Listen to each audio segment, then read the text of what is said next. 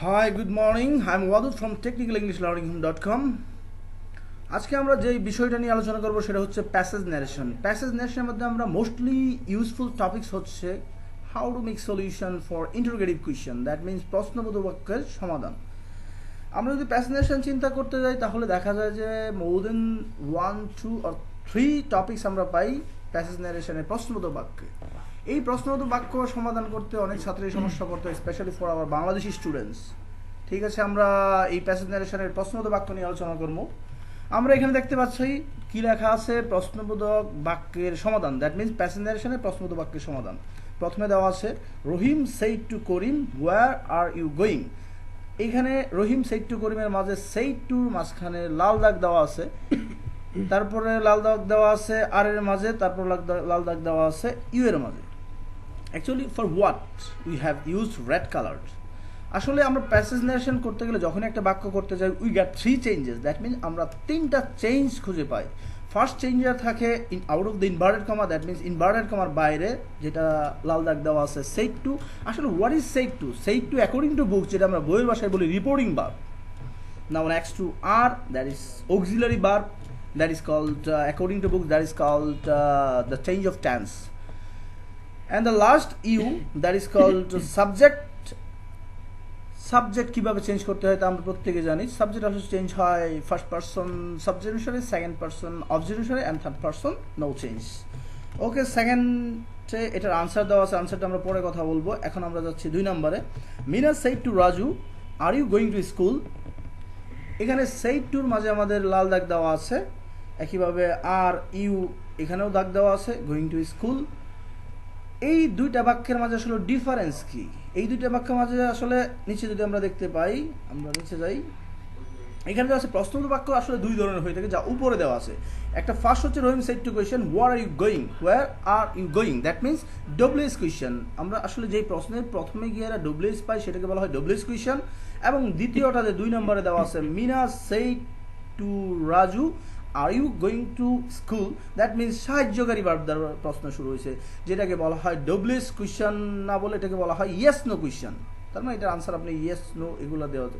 যাই হোক, আমরা 2 ধরনের প্রশ্ন পাইয়া থাকি কিসের মধ্যে? প্যাসেজ ন্যারেশনে। এখন এই 2 ধরনের বাক্যের মাঝে যদি দেওয়া থাকে ডব্লিউএস কোয়েশ্চেন দিয়ে যদি প্রশ্ন শুরু হয় একটা, আর একটা যদি সাহায্যকারী ভার্ব দ্বারা প্রশ্ন শুরু হয়, that means yes no question. তাহলে আমরা কিভাবে শুরু করবো? যদি প্রশ্নটা শুরু হয় ডব্লিউএস দিয়ে তাহলে লেখা আছে ডব্লিউএস সাবজেক্ট, আর যদি প্রশ্নটা শুরু হয় সাহায্যকারী ভার্ব দ্বারা তাহলে এটাকে বলতে হবে ইফ সাবজেক্ট দ্বারা শুরু হবে।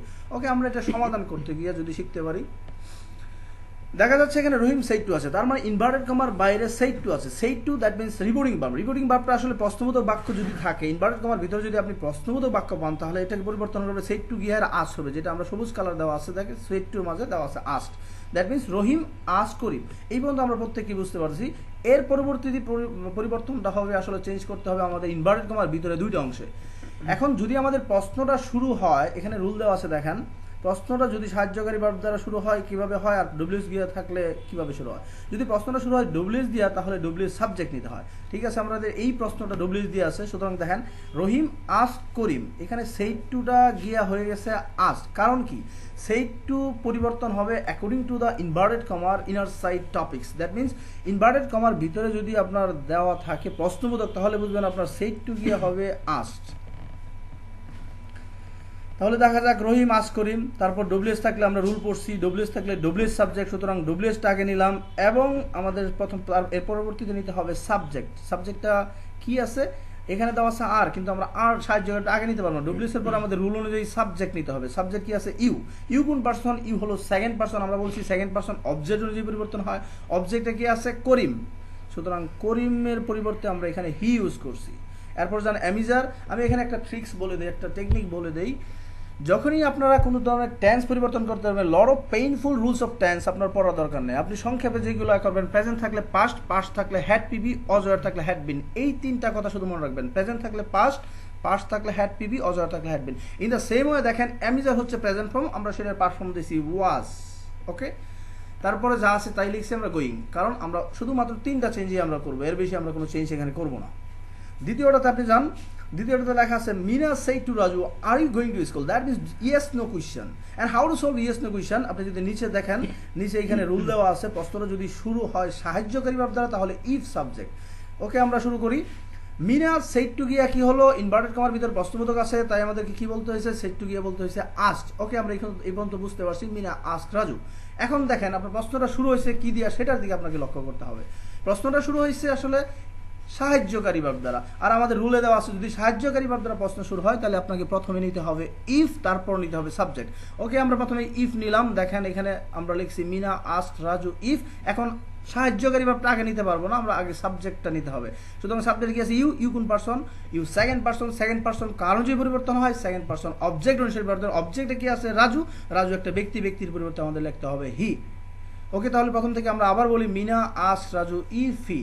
এছাড়া দেখেন আমরা তিনটা সেট টু পরিবর্তন করছি, আর্স সাবজেক্ট পরিবর্তন করছি ইউ গিয়া হি, সাহায্যকারী অ্যামিজার ছিল সেটা পারসন দিয়ে পরিবর্তন করছি ওয়াজ। আমাদের আর কোনো চেঞ্জ নেই, আমরা অলরেডি তিনটা চেঞ্জ আমরা করে ফেলেছি। সুতরাং আমরা উত্তরটা বলি Mina asked Raju if he was going to school. Okay, যদি এটা আপনাদের হেল্পফুল হয়ে থাকে তাহলে পরবর্তীতে আপনারা যে কোনো ধরনের গ্রামাটিক্যাল সমাধান যদি পাই চান, please visit www.technicalenglishlearning.com on behalf of Wadud. Okay, thanks for everything else. Have a good day. অনেকক্ষণ ধরে কাশিটা সাটকে রাখছি। তুই কয়বার কাশি? আমি মধ্যে কবে স্যার একটু প্রস্তাব করতে চাই।